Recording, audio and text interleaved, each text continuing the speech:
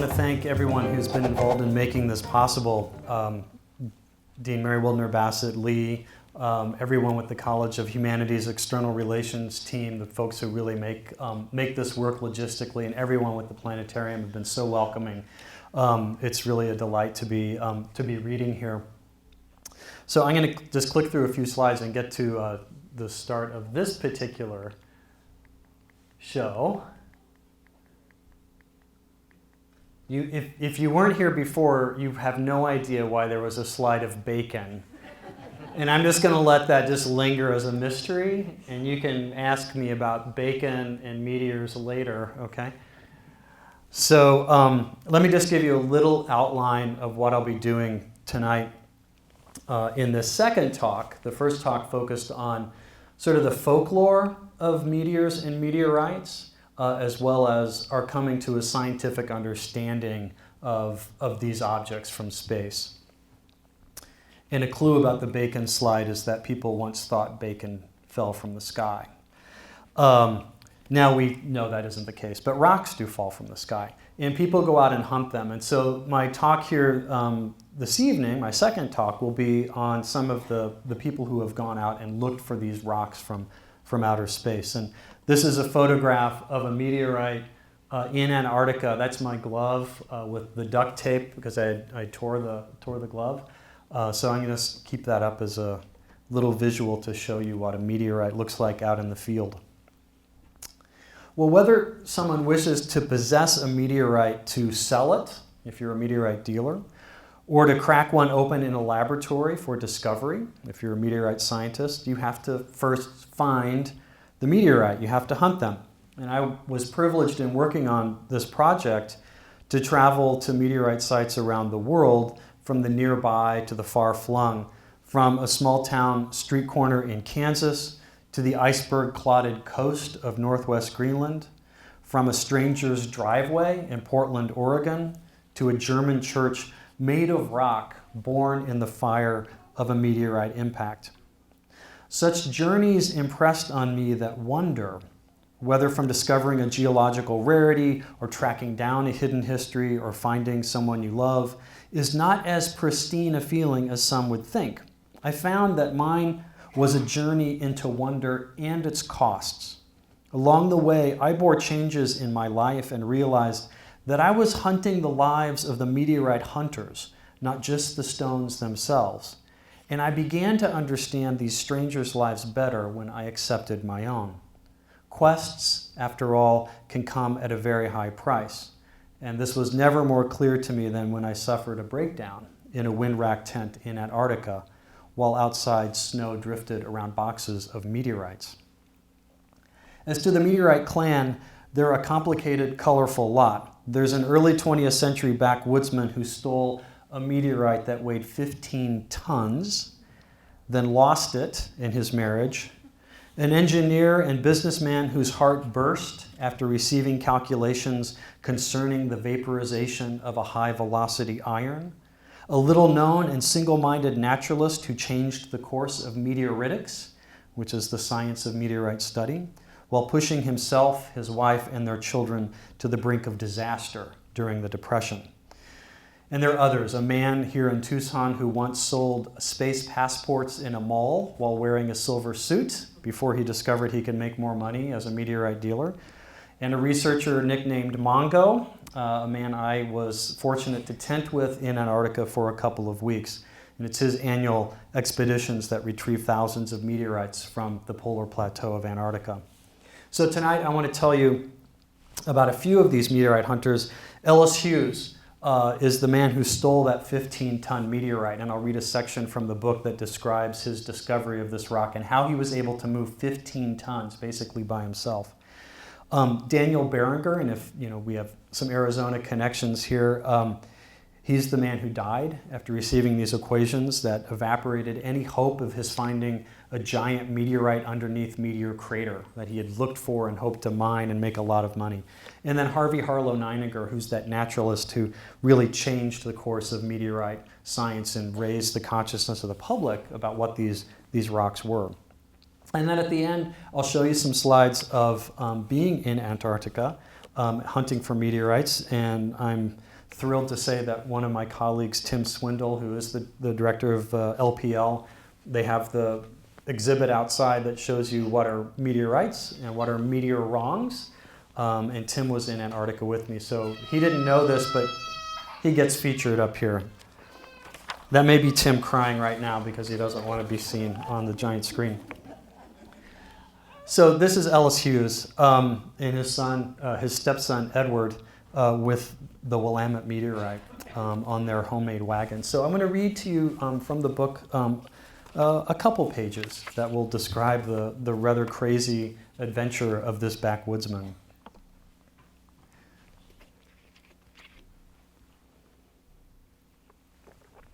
Ellis Hughes had noticed the rock a day earlier on his way back from cutting firewood for a local school, but he paid it no mind. The next day, though, a rusted saw near the big rock caught his eye, and he sat down on the flat boulder for a spell. So if you can imagine this rock, the flat side is at the top, and this sort of bell shape is buried in the ground, so it's like this little flat surface. What he did between that moment and when Bill Dale happened by, we can't say. Ellis probably looked the rock over, noticed the cavities, watched out for sharp edges. He may have cupped his hands into one of the bowls to splash rainwater on his face. The rock stuck out of the ground by about 18 inches. When Bill Dale, an acquaintance, arrived, he asked Hughes if he'd seen the rock before. Yes, Ellis answered, I saw it yesterday. Perhaps knowing what it was he found, Ellis Hughes chose that moment to pound the rock with a white stone. It rang, he recalled, like a bell. Some meteorites are iron bards. When struck, iron meteorites reverberate, and Bill Dale declared, Hughes, I'll bet that's a meteor. That fall day in 1902, Ellis Hughes, 42 years old, farmer, father of 4 children, owner of nearly 29 acres, made music with a moss-covered meteorite. Did he startle chickadees and jays and wild dogs? Did waves ripple in the water-filled depressions? The sounds died. Ellis got up and pushed aside ferns and hazel brush tangled close to the rock. He noticed that the soil all around was the deep, dark red of blood or the last burnt umber of sunset. It was rust. The meteorite had been there for a good while. The land, unfenced, had once been heavily timbered, but now fallen logs and tree stumps, some as wide as 7 feet, littered the scrubby hillsides. In a few years, the meteorite would have been completely hidden. The dark-haired, strapping Ellis Hughes wondered at his prospect. Born in Wales, he had arrived in Oregon in 1890 after having worked in mines in Australia and Canada. His wife, Phoebe, a lumber camp cook, grew up in Oregon. They lived a hardscrabble life, one more of a piece with the 19th century than the looming 20th, a century that in 1902 saw the invention of the automobile, the spread of telephone lines, and the first transmission by radio. The men camouflaged the meteorite with hazel brush, and though Ellis later denied it, they may have placed the head of a dead cow on the rock, a strange thing to do if the goal was concealment. But the land was littered with dead cows. Believing the meteorite to be valuable, the 2 men wanted to buy the land on which it sat, land owned by, of all entities, the Oregon Iron and Steel Company. According to author Douglas Preston, Bill Dale headed to eastern Oregon to sell some property to raise the necessary capital. Reportedly, the company was asking $17.50 per acre, and it's not clear whether the 2 prospectors ever made a bid. If they did, they were rebuffed. In any case, Bill Dale vanished from the scene, and Preston says, Phoebe Hughes began nagging her husband. It would probably be there yet, but my wife had ideas, Ellis Hughes said years afterwards. She was afraid somebody would go up and get it the next day. Get it the next day. Get is too small a verb for this caper, and the next day too short by about 365. If he could get it to his land, Ellis Hughes could charge visitors to see the meteorite, then maybe sell it to a museum or a scientist. That the meteorite was on, or rather in, someone else's property didn't seem to matter. So throughout the spring and summer of 1903, Ellis cut swaths through logs, saplings, and brush. No standing trees were more than a foot thick in trunk. Bizarrely, Ellis Hughes even cut an 800-foot clearing from the meteorite in the direction opposite of where he would take it. If this was intended as deception, it's not clear why he thought it would work. He wove wire to make a long rope. He borrowed block and tackle and more rope from a paper mill. He built a wagon with tree trunk wheels and a Spanish windlass or capstan. With that equipment, along with his 15-year-old stepson, Edward, a horse and some pulleys, Ellis Hughes was ready that summer to lasso a visitor from space. Clearing brush and moss from the meteorite, he set to, first attaching his tackle to the root of a fir stump. Using levers, he slowly ripped the meteorite from the ground. Dirt dropping, roots dangling from its cone-shaped bottom, it loomed, poised between where it had been and where it was about to go. Excellent luck followed the laborious jacking up process, astronomer and historian J.H. Pruitt noted, for when the meteorite was sufficiently raised, it flopped over and tumbled onto the truck flat side down. Ellis would later say, in satisfied tones, it couldn't have been done better if you laid it there with your own hands. Using some of the holes that hollowed through the meteorite, Ellis chained the rock to his creaking wagon. He had just lifted and lowered the equivalent of a half-dozen blocks from an Egyptian pyramid. Rains that autumn caused the wagon to settle into mud, making the capstan even more of a necessity. Ellis would lay out planks over the muck and move them as the wagon reached the end of the rough road. So after weeks of labor, Ellis Hughes brought it home. He had moved 15.5 tons of iron, 3/4 of a mile from its longtime resting place to his property. There he built a shed to protect the meteorite, but if Phoebe exclaimed over the prize, Ellis never said. So soon enough, from the end of a streetcar line 2 miles away, visitors from Oregon City and Portland trudged up the hill to see a bell-shaped rock from space. Many of them had seen or knew of a fireball that had streaked above the area in 1883 and mistakenly thought this was the meteorite that had fallen then. Visitors could gawk at the meteorite for a quarter, the price of a vaudeville show at the Markham Grand Theater back in the city. According to the Oregonian, a reporter had found Ellis Hughes while he was still moving the rock, over which he had thrown burlap because, quote, the sun might warp it. A San Francisco paper announced, enormous and valuable meteor is found by chance in Oregon. The article incorrectly reported that Bill Dale had found the rock, bought the land from Oregon Iron, and moved the meteorite to his property. But it did say trespass notices were discouraging Kodak enthusiasts and curio hunters. The article goes on and actually made several mistakes, because in fact anyone who wanted to see this rock could go see it if they would pay the quarter. This included an audience of excited natural historians, including Henry A. Ward and one researcher who, he says, secured several small pieces from this strange monster. The authenticity of the iron was unquestioned. What was less clear was to whom it belonged. So the Oregon City Enterprise newspaper on November 6, 1903, put into print the not-so-quiet rumors that this strange monster had been stolen. Among the guests to the one-man meteorite show were individuals representing Oregon Iron and Steel, men who offered Ellis Hughes $50 for the rock. Hughes said no. They offered him $100. Hughes said no. Then company official A.S. Patullo said, I'm not going to pay to see my own property. And he didn't pay. But Ellis Hughes did. Over the course of 3 sometimes really comic trials, Ellis Hughes finally lost possession of the meteorite. And I can say that in reading the transcripts, it actually reached the Supreme Court of Oregon. In reading the transcripts, Ellis Hughes is either really dumb or just brilliant, because he describes his inability to read a compass, and that's why he cleared the woods the way he did, and so forth. It's just a classic case of avoiding telling the truth, basically. So what these trials did for the case law was establish that where a rock falls, where a meteorite falls, belongs to the property owner. So the meteorite absolutely did not belong to him. So he loses this rock that he moved almost a mile, 15.5 tons of iron meteorite. He loses the money that it might have brought him, and in the end, he loses his marriage.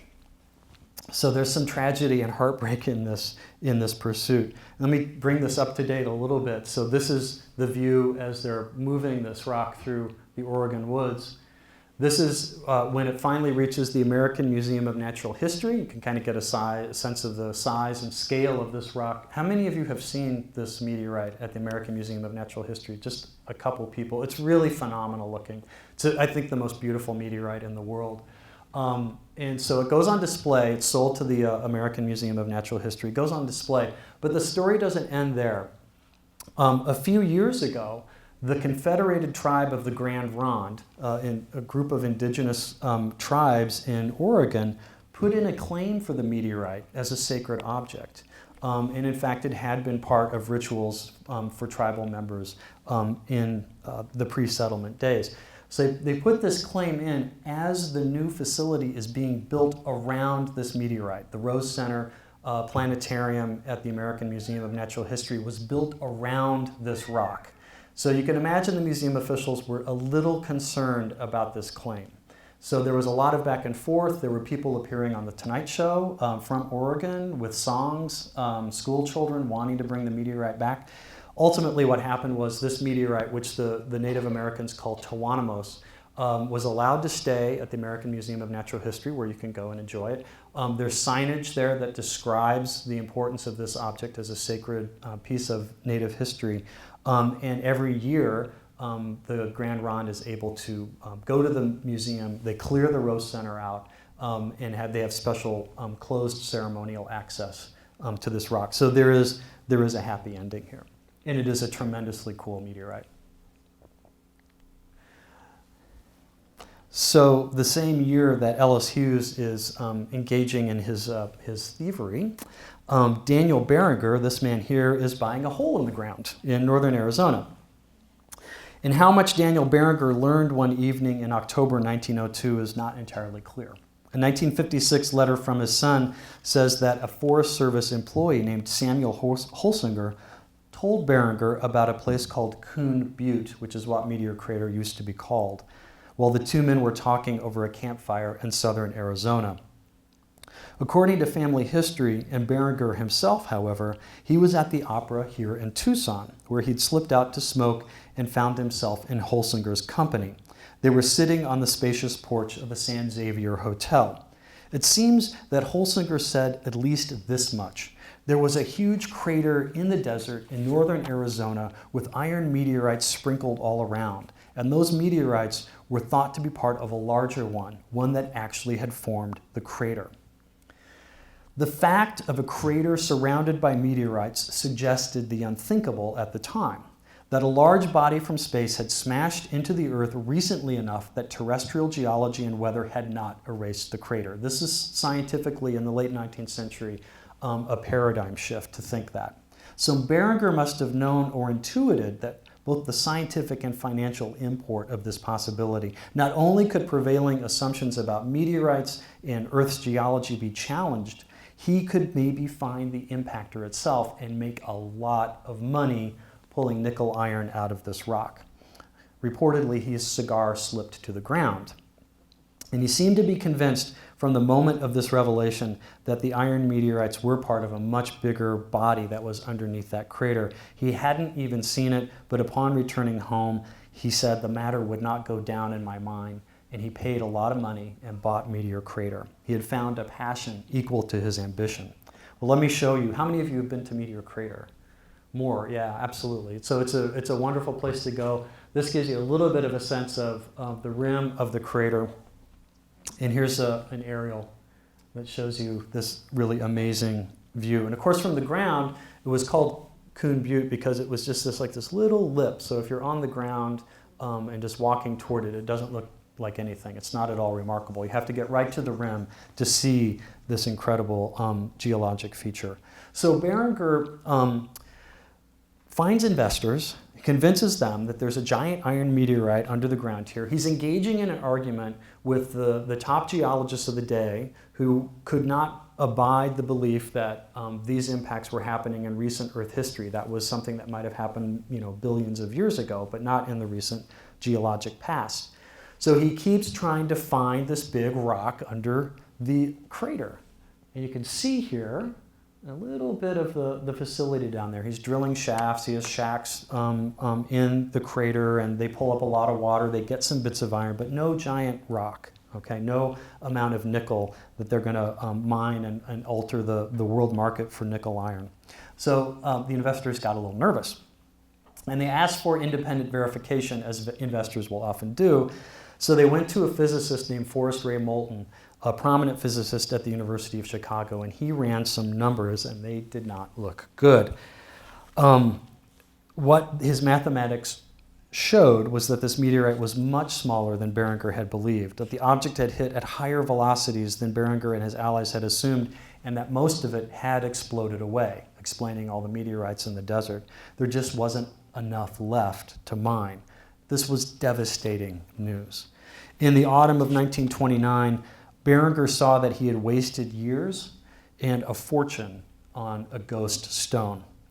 According to descendants Nancy Southgate and Felicity Barringer, the endeavor had cost about $1 million, more than half of which had come from Barringer himself, and adjusted for present prices and expenses, that's about a $5 million investment.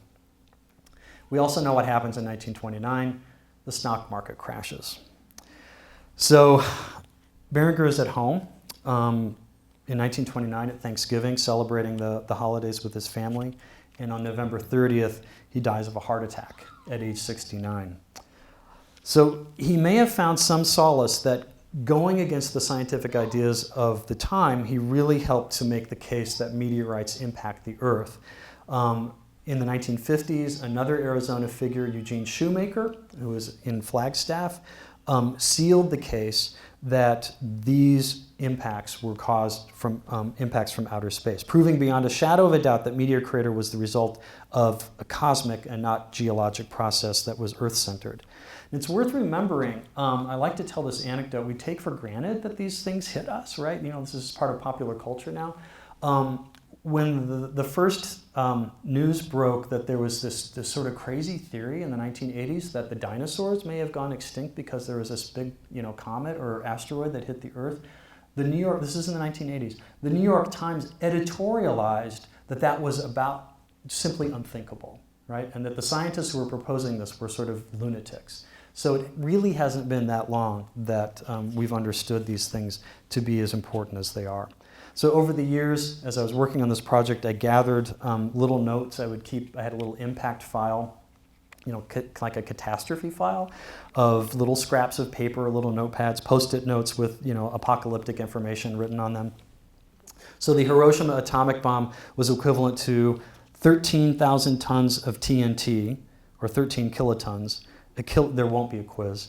A kiloton is 1,000th of a megaton. Now imagine a meteorite that is 2.5 kilometers or 1.5 miles wide, with an explosive force equivalent to 1 million megatons of TNT. An object this large hits the Earth every 2 million years or so, causing globally catastrophic consequences. So they have hit, and they will continue to hit. Most of the time, though, the rocks that fall from space are much smaller. We gain about 8 new meteorites of a gram or more per square mile every year, and a gram is pretty small. But some of those meteorites, like in between, 1.5 miles wide and a gram, there's a pretty wide scale. And some of those meteorites are large enough to be found by meteorite hunters. And this man here, my last historical figure, is Harvey Harlow Neininger. And I'm going to read to you a little bit about the very beginning of his journey. I don't think it's that often that we can really point to a single moment in our lives and say that's where everything changed. But Harvey was able to do that. So I'm going to take you back to Kansas. This is back in the 20s again. This is 1923. We're in a small town in Kansas.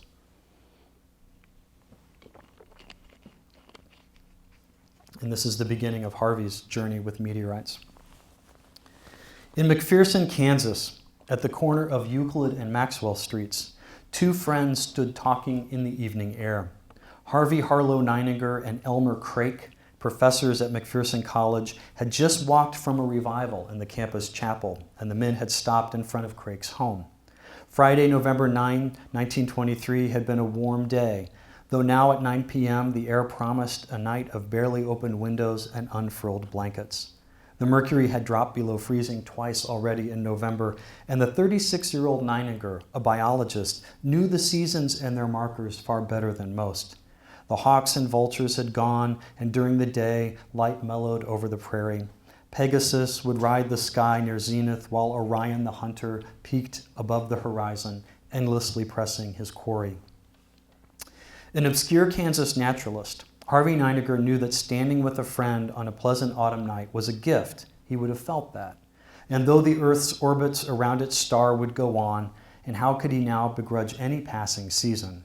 Harvey Neininger had for weeks wondered what his future promised, wondered if he should do something new, if he should study something mysterious, a thing so remarkable and little known that few lay people, let alone scientists, gave the matter much thought.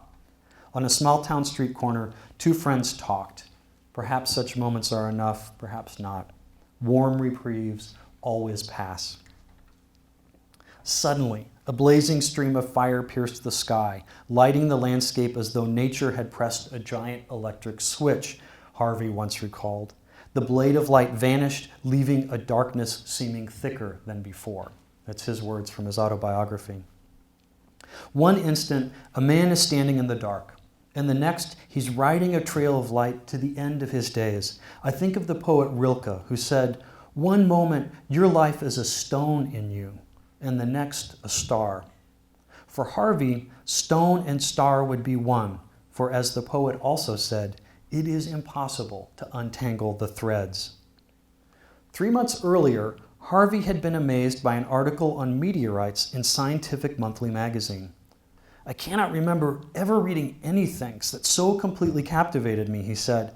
He told his wife, Addie, "I found a new subject that I'm going to make a hobby of. I don't know how, but I'll do it. I'm so interested in this new word."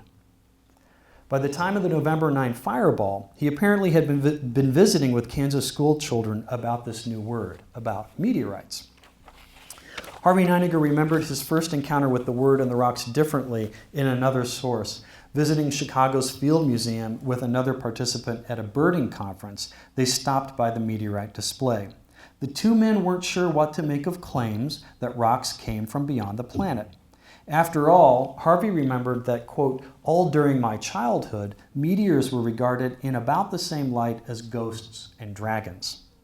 He no longer believed in those, but meteors might well have been the stuff of myth because they weren't the stuff for a scientific career. As a member of the Church of Brethren, Harvey would have been baptized out of doors. The blade of light on November 9, 1923 was his second outdoor blessing. The meteor presented the usual effects, enough light and noise to suggest the apocalypse, which this time had not arrived. The football banquet at Lloyd's cafeteria could rest easy and finish dessert. Craik could not speak. Harvey leaned over the sidewalk and marked where he stood. The fireball had shot toward the southwest and vanished in the distance behind a pine that still stands at 1010 Euclid. In his autobiography, Harvey wrote that he told Craik he was, quote, "going to find that meteorite and I was plotting its path from where I saw it. He laughed, but I was serious." Well, where do you think it landed? Probably within 150 miles, I estimated. He laughed again. "Now I know you must be kidding." "No, I'm serious," Neininger said, "and I'm going to hunt for it." Craik asked, "Has such a thing ever been done?" And the answer was no. Before this unassuming man went after the fallen sky, no one believed that systematic searches and public education could yield hordes of meteorites or help us understand how these stones pelt our planet. Then came Harvey Harlow Neininger, rational, romantic, scientific entrepreneur, a small professor bent over a sidewalk beside streets named for the obscure. So that's how Harvey's life begins with meteorites. And he goes on, he doesn't actually find the meteorite from that fall, but he goes on to start trading for meteorites. And it's kind of a backwater field in geology. He becomes so obsessed by this that he quits his job at McPherson College to do this sort of thing. He's got here sort of a big magnet on a stick. This is actually outside Meteor Crater. He's found a pretty big iron meteorite.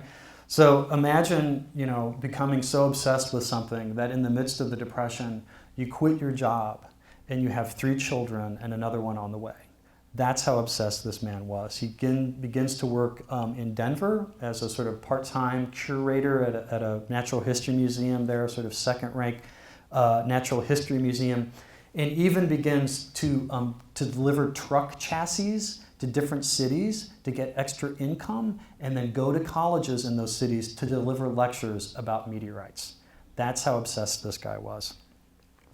So he goes on and popularizes meteorite hunting, makes some interesting scientific discoveries, also illustrates a little bit of the tension between the scientific community and the business community. He didn't have a PhD. He was not a trained geologist, but arguably, I think, the most important figure in popularizing the hunting of and understanding of these objects from space. It doesn't all go well. In about a 2-year span, he loses his exploration rights around Meteor Crater. Here we are again. He's got his equipment. Whoops. He's got his van, he's got his equipment, and he's looking for iron meteorites. And he gets into a fight with the Barringer family. As you may know, if you've been up there, it's privately held, and they were never interested in it being a public park. And Nininger made the mistake of announcing at a conference that maybe it should be, a public state park, federal park, or something like that. The Barringer family cut him off immediately from actually searching around Meteor Crater. A few months later, he loses a really rare specimen of meteorite to a bitter rival named Lincoln La Paz, who is a mathematician at the University of New Mexico. And after this, then he suffers this nervous breakdown. So he recovers, he amasses this massive, meteorite collection. Here he is at his facility, and you can still see the ruins of this at Meteor Crater on the old Route 66. He's sifting through coffee cans of soil that he has collected around Meteor Crater to find tiny little fragments of spheroids to help prove the impact origin case of Meteor Crater. And I love this photograph. It shows you just how sort of dedicated he was. This is the facility. Does anybody remember seeing this? Have you driven by this when you visited Meteor Crater? You can see it from the highway barely, and this tower has kind of fallen down. So one of the things that Harvey did was start the only privately owned meteorites-only museum. And he had it outside of Meteor Crater, so the tourists would have to go past this before they would get to Meteor Crater, another source of tension between him and the Barringer family. There's the tower. Here he is talking to a group of apparently very excited school children about meteors and meteorites. And he goes on to sell his collection. He has for a time his meteor museum up in Sedona, and that building is still on Main Street, and I think is where the Chamber of Commerce is. It's a very cool building. So to close here, I want to talk to you about my privilege of hunting meteorites. I'm going to show you a few images of that experience, which is almost 10 years ago to the month, actually, of going down to Antarctica with the National Science Foundation, visiting Artists and Writers Fellowship, and I was attached to this group called ANSMET, which is the Antarctic Search for Meteorites. It goes every year. It's been funded by NSF, is now funded by NASA. Ralph Harvey at Case Western, a planetary geologist, is the principal investigator. And so I wrote to him, as a first-time author. My bird book had come out, my book about extinct birds, and I said, I would love to go to Antarctica with you to hunt for meteorites. And much to my amazement, he said, sure, which still shocks me. And the National Science Foundation Antarctic Visiting Artists and Writers program has sent dancers and painters and composers and poets. A colleague of mine at the University of Utah, Katie Coles, went there just a couple years ago. So it's a wonderful program. So let me just talk to you a little bit about where we were.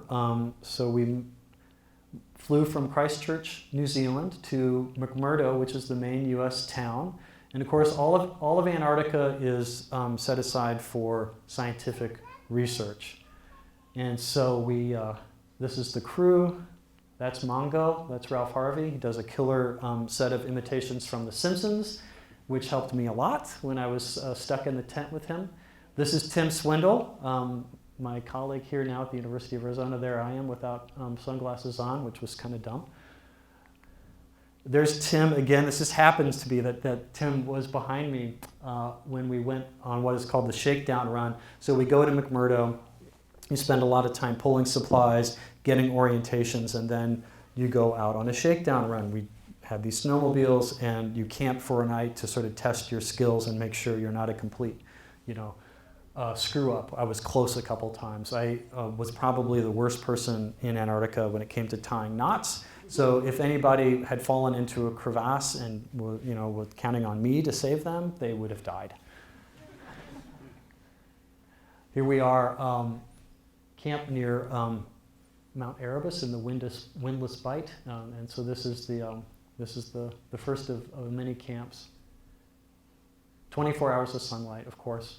And here we are at McMurdo. This picture gives you a little bit of a sense of what it's like to be at McMurdo. It's not the most scenic place in the world. It has the feel of a loading dock and, sort of a mining town.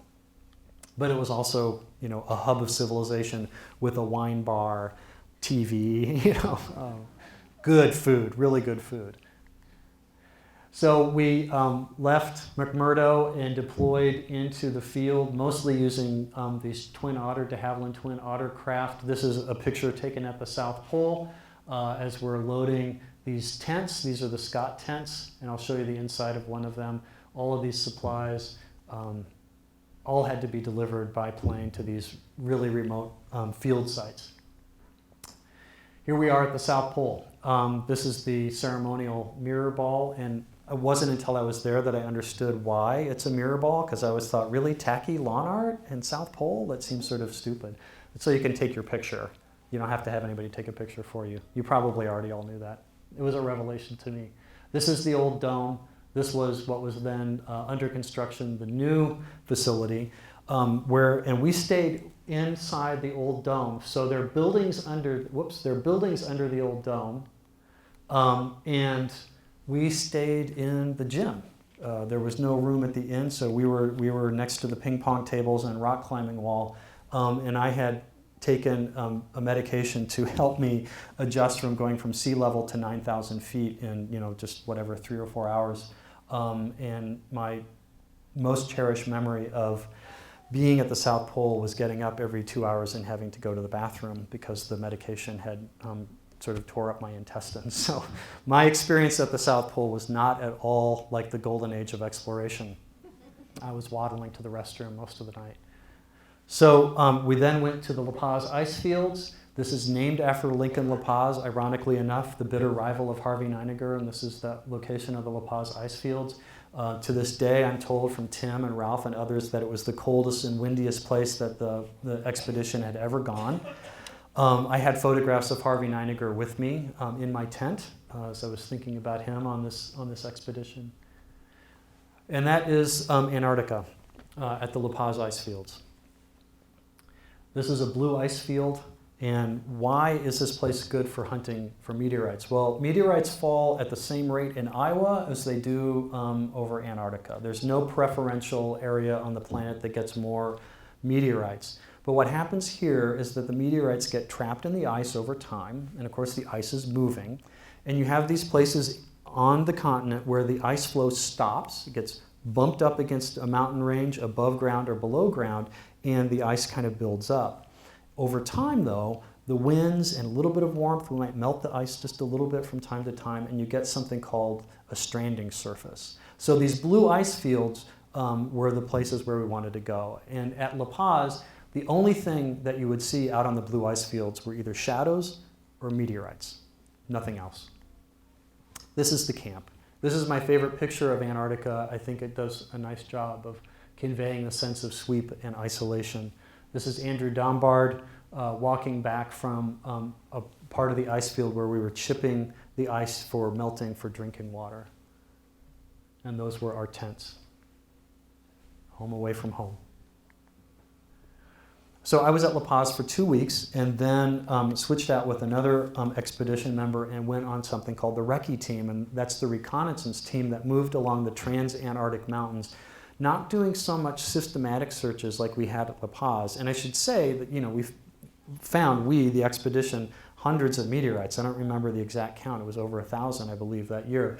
But the scouting team, a smaller team, it was 4-person instead of 8-person, sort of moved camp frequently, and I was part of this for about 3 weeks, and we moved along the mountain ranges looking for locations to come back to do really systematic searches. You can see the snowmobiles here, the fuel, all of that was airdropped before we got there.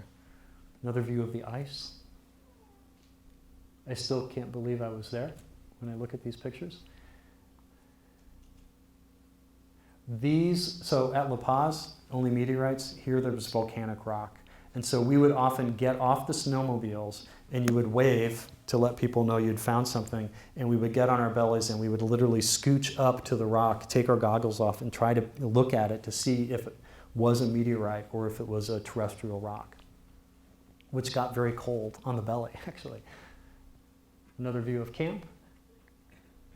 The inside of the tent, a charming place. Another view from the snowmobile. Alien life, amazingly, in Antarctica. Just to see if you guys are awake, we found evidence that Mr. Krabs had actually arrived in Antarctica before we got there with a pickaxe. This is a view of the Scott Ice Falls. This is a series of crevasses. This is our camp.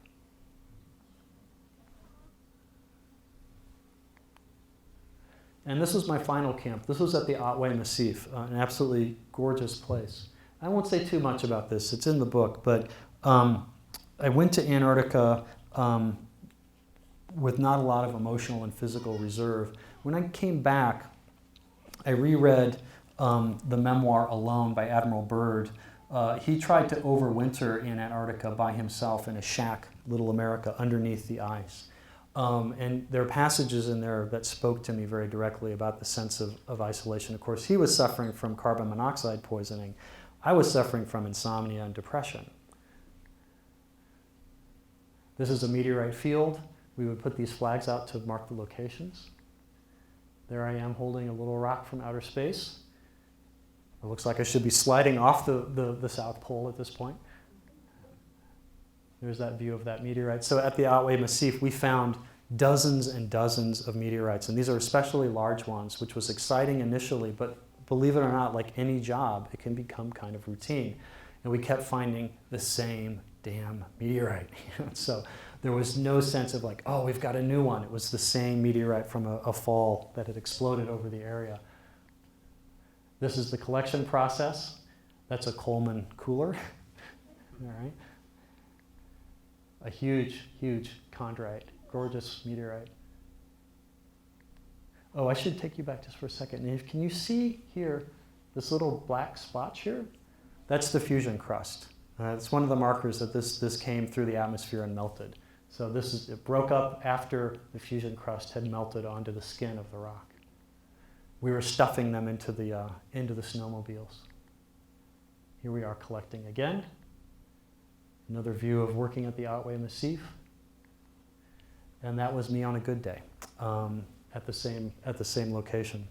So I will close by saying that I said in the last lecture that if quoting Donald Brownlee, a scientist who studies space dust, who says that if you have had I actually just had some lettuce on my burger from the grill outside here, and he says if you had lettuce for lunch, you probably ate some cosmic dust particles. So I would leave you with that image of the fact that we are in fact surrounded by this material. We're made of stardust. When you dust in your house, you're kicking up at least some cosmic dust is in that. You don't have to go to Antarctica to sort of encounter these things and to think about them. I came back from Antarctica having been evacuated from the field, believing that the marvels of adventure were really nothing beside the clarities of home. But now looking back and seeing these photographs again on this beautiful big screen here, I think I could say that the marvels and clarities occur both in staying put and in going out. And that you too can seek out rocks that fall from space. You too can watch shooting stars. And if you make a wish upon one, I hope it comes true. Thank you.